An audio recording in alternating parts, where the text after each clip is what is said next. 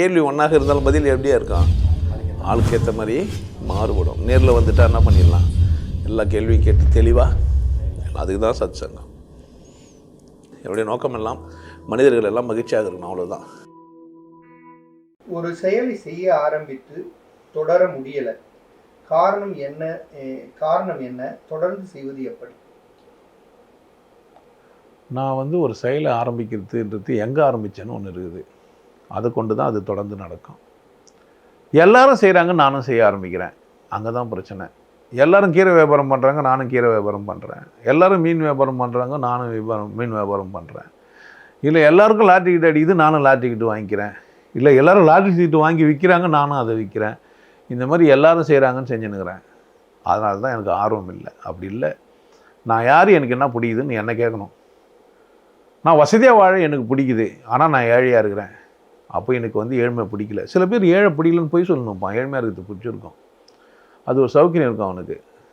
அது டெய்லி போகலாம், வீட்டுக்கு போய் படுத்துக்கலாம், தூங்கலாம், இஷ்டமாக ஒரு நாளைக்கு போகலாம், ஒரு நாள் வேலைக்கு போகாமல் இருக்கலாம், ஒரு நிரந்தரமாக ஒரு வேலை வேணாம், டெய்லியும் வேலைக்கு போகிற மாதிரி வேணாம் அப்படின்ற மாதிரி ஆள்லாம் இருக்கிறாங்க. நீங்கள் நினைக்கக்கூடாது எல்லோரும் வாழ்க்கையில் வசதியாக வாழணும்னு நினைக்கிறதெல்லாம் இல்லை. எல்லோரும் சௌகரியமாக வாழணும்னு நினைப்பாங்க. ஸோ ஒருத்தர் அவசரமாக மற்றவங்கள பார்த்து செஞ்சார்னா இப்படி தான் பாதியில் நின்றுவார். அவரால் தொடர்ந்து அந்த வேலையை செய்ய முடியாது. எதனாலன்னா ஆர்வமின்மை அல்லது ஊக்கமின்மை.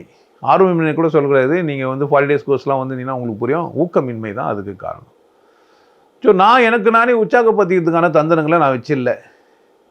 நான் அதில் தொடர்ந்து முன்னேறதுக்கான முயற்சிகளை நான் செய்யலையே தவிர, இதை நீங்கள் மற்றவங்கிட்ட போய் தொடர்ந்து இப்படி வேலை செய்யறதுலாம் கேட்டிங்கன்னா முடியாது. அதில் சாத்தியம் இல்லை. இன்னொரு ஆள் யார் சொன்னாலுமே அந்த பதில் சரியாகவும் இருக்காது. யாரோ ஒருத்தர் பணக்காரன் ஆகிட்டாருன்னு நமக்கு படிக்கிறோம், அதே மாதிரி நம்ம ஆகணும்னு வர சொல்கிறாங்க ரோல் மாடலாக. உதாரணத்துக்கு அம்பானி விசேஷமானவர், அவர் வசதியாகிறாரு, அதே மாதிரி நம்ம ஆகணும், இந்த மாதிரி ஒருத்தரும் சொல்கிறோம். ஆனால் அப்படி இல்லை, அந்த மாதிரி ஆக முடியாது, வாய்ப்பு கம்மி. அதனால் நான் உங்களுக்கு சொல்கிறேன், நான் ஆர்வம் பண்ணோம், நான் மட்டும்தான் ஆர்வம் பண்ணோம். சுற்றி இருக்கிறவங்கலாம் அதை டிக்ரேஜ் பண்ணுறாங்க. எங்கள் அம்மா நான் புக்கு எழுதும்போது என்ன ஒரு கேள்வி கேட்டாங்க, யாருமே எழுதாத ஒரு விஷயத்தையா நீ சொல்ல போகிறேன்னா. ரொம்ப ஆழமான உண்மையும் கூட தான். யாருமே சொல்லாத விஷயத்தையா நான் சொல்ல போகிறேன்? இது வரைக்கும் யாரும் சொல்லி அறிய மாட்டாங்க. யார் வேணால் எதனா சொல்லியிருக்கலாம். ஆனால் என்னோட மொழியில் இல்லது என்னுடைய பாணியில் அல்லது எனக்கான ஒரு வழியில் நான் சொல்ல போகிறேன், அவ்வளோதான். நான் சொல்கிறதெல்லாம் நான் மற்றவங்களாம் யாரும் சொல்ல முடியுமா என்ன? அப்போ நான் தான் ஆர்வம் பண்ணோம், சுய ஆர்வம் பண்ணோம். நான் இதுக்கு மற்றவங்கிட்டலாம் போய் உந்து சக்தி இருக்குதா, அதுக்கு எதனா மாத்திரை இருக்குதா, இதுக்கு எதனா மருந்து இருக்குதான்னா அப்படிலாம் இல்லைங்க. நீங்கள் சரியாக இருங்க, நீங்கள் சந்தோஷமாக இருங்க, ஆட்டோமேட்டிக்காக உங்களுக்கானது அது நடக்கும். அதில் நீங்கள் தான் கவனமாக இருக்கணும்.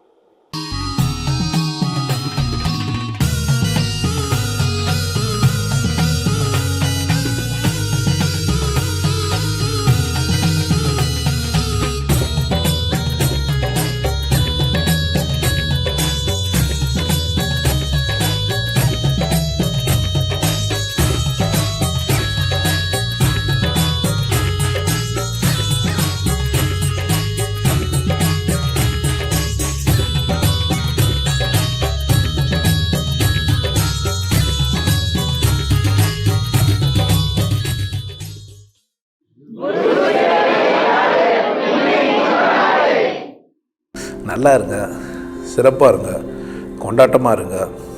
உங்களை நீங்கள் மதிப்பு மிகுந்தவராக மாற்றுறது உங்கள் கையில் தான் இருக்குது. நல்லா இருங்க. நான் ஒரு வாய்ப்பு, என்னை பயன்படுத்திக்கலாம். நல்லது.